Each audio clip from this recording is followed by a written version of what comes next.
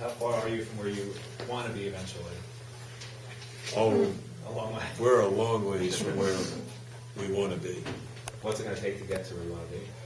Well, there's so many factors. One of the things we've shared with our players is an expression that I became very familiar with when I was in high school, and my high school coach used to say, "Practice does not make perfect. Perfect practice makes perfect." So you got to be able to practice properly, to prepare properly, to play properly, and that's been very, very challenging because some days we don't have even enough guys to practice, and so the guys have given us a great effort. They've got a great attitude.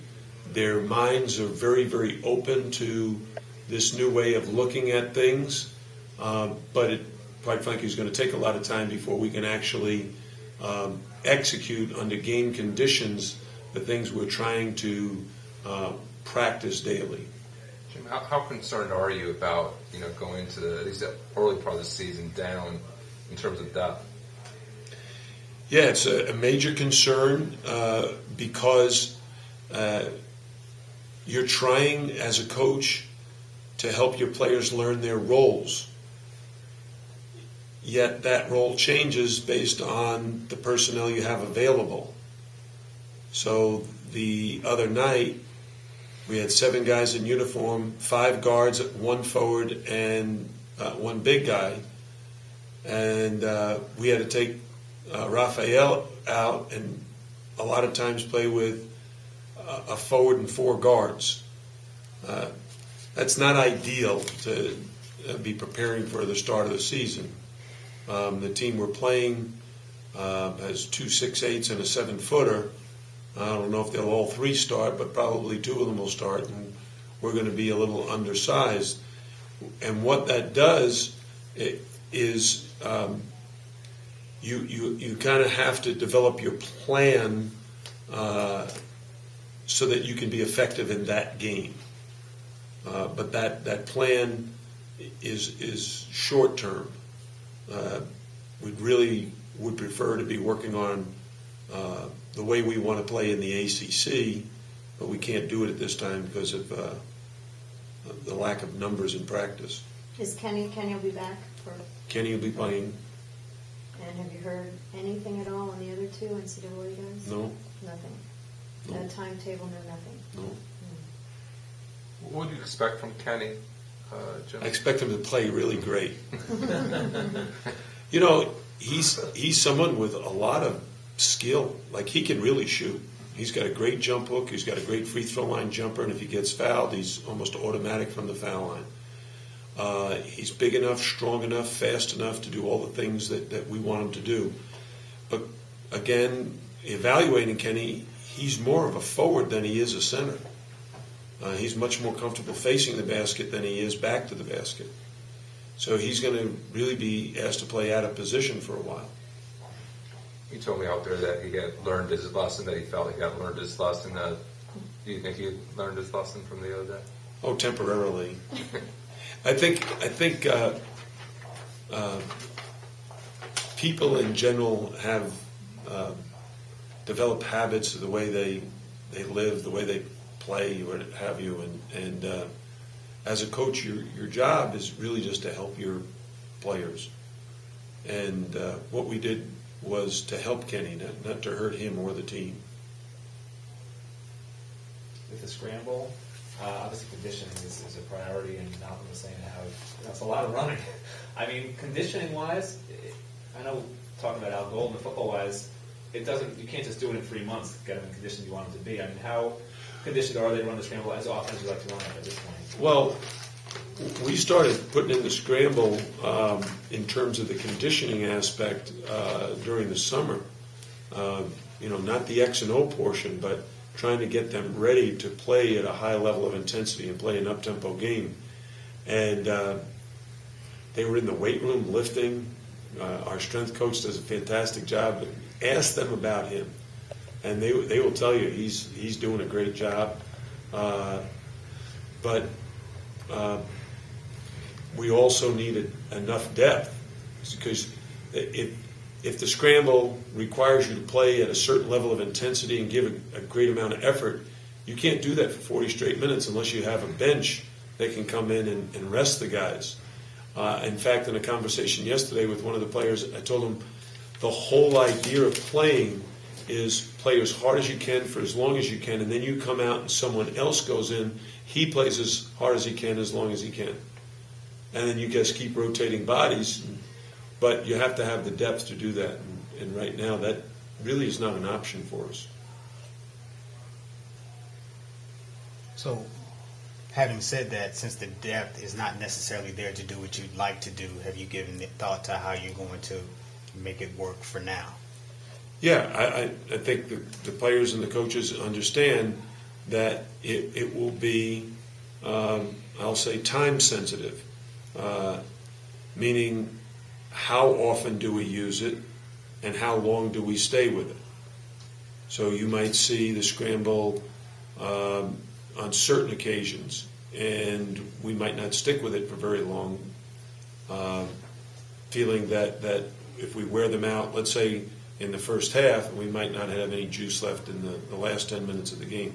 Do they seem to be catching on to it, though, just the concept? Yeah, actually, it was probably the thing I was most pleased with in watching the video of our exhibition game, that the rotations and the quickness was at a very good level for this early stage of the season.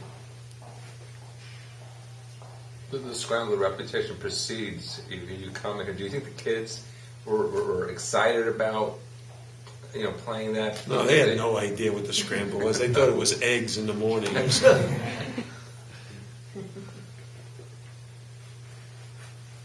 it really just the intensity of it that makes it so different, or is it really just all the rotations and everything you have to do? Well, in the scramble, you basically have to be able to put great pressure on the ball. That is the number one prerequisite. If you can't pressure the ball handler when he's dribbling, and you can't pressure the pass receiver, then you can't scramble. The second is you want to surprise the opponent. You want to catch them off guard.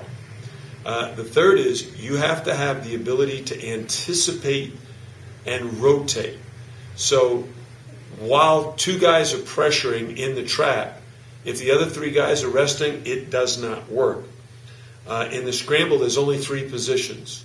You're either a trapper, an interceptor, or a goaltender. So if you're in the trap, you're a trapper. If you're one of the guys who's not in the trap and you're not right near the basket, you're an interceptor. And if you're not a trapper or interceptor and you're near the basket, you're the goaltender. So that seems very, very simple. The only thing is you're rotating from one position to the other. You're not always the same. So you might be a trapper and then you're out of it and then you might become an interceptor. Or you might be an interceptor switching to become the goaltender. Or the goaltender switching to become a perimeter player.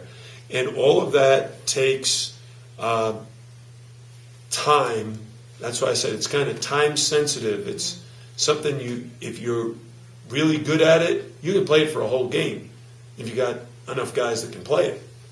But right now, the bigger guys would have the most difficult job to do because they could go from goaltender to being out on the perimeter and having to be an interceptor and eventually become a trapper. Or start as a trapper and then rotate back and become a goaltender. And that may seem complicated in a press conference like this, but when you've done it for a while, they don't even think what they are. They just do it. And that's the whole idea. There should be no thought. It should just be all hustle and a high level of intensity and great effort at the defensive end of the floor. And all those switches are predicated on what the opponent is doing at that moment, or not? It's actually predicated on where the ball is. Okay. So if we're doing it correctly, all five guys will be moving at the same time in the same direction. The most common mistake is each guy moves but kind of consecutively. First the point guard goes, then the two guard goes, then the three man goes, then the four man goes, then the five man goes, because they're kind of waiting to see what's going to happen. what you really want, as one is going, two is going, three is going, four is going, five is going, all going at the same time, all heading in the same direction, and it looks like all five guys are guarding the ball. Not really what's happening, but it would almost appear that way. Coach, I was curious, obviously, with being a little short-handed, December and January football players will probably be available to play. I mean, have you got any practices or maybe thought about trying to get one or two of those guys to come over and help out? Well, right now, we're just cheering for our football team to beat Florida State. We don't want anybody thinking anything else but getting ready for our big rivalry game on Saturday. Once the football season is over, I have in the past spoken to football coaches to see if there was any interest. Not here at Miami, not at George Mason. We didn't even have a football team. But when I was at Bowling Green, we did. And so... Did you have some football players who played at Bowling Green? We ended up actually with a couple of baseball players. So we've had several guys who are multi-sport athletes, but it's not something we're thinking about right now. How about some of these NBA guys that are working out here? Yeah, I'd Maybe like you to could have slide them. a uniform on them. Yeah, we wouldn't mind if Chris Bosch and James Posey, who've been working out in our arena regularly, if they wanted to suit up. They probably have eligibility left, don't they? Oh, they probably do. Bosch has several years. Yeah. Gosh, get them in a uniform. Get them quick. You have 48 hours. Walk on the fresh. Can you imagine? Pretty funny. So how excited are you? It's your first real game. Well, I'm very excited. I'm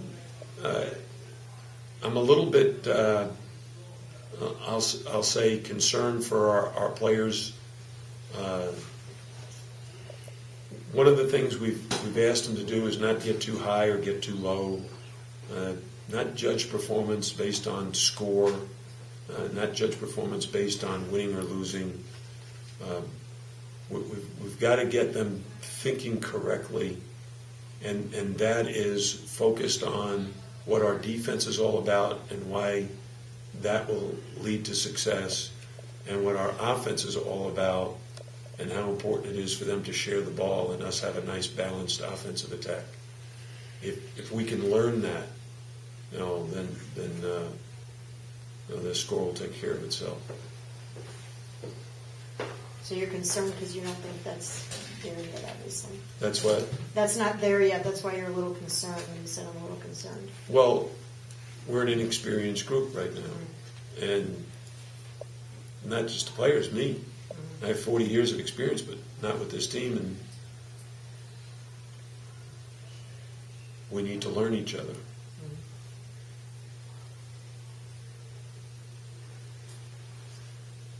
And Tennessee Tech, I don't know much about them. I mean, you just said they have 2 6'8" guys, a 7-foot guy. What else?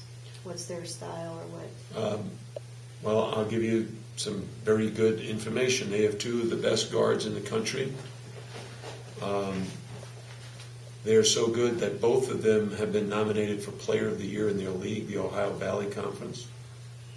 Their point guard, Swansea, is outstanding point guard in terms of delivering the ball, handling the ball, but he can also really score the ball. Their 2 guard is Kevin Murphy, who reminds me of Latrell Sprewell. He's 6'6", very athletic, and perhaps the best scoring guard off the dribble that I've seen. They are 9th in the country. They were 9th in the country last year in field goal percentage offense. What that means is they don't shoot a lot of threes. They shoot a high percentage from 3, but their game is attacking off the dribble and scoring off the dribble for their guards. And they're big guys setting a lot of screens for their guards. So it puts a lot of pressure on you when your man can score in so many different ways. And that even if you play great defense, he can still make the shot on you. Kevin Murphy's made some incredible 2-point shots with guys hanging all over him.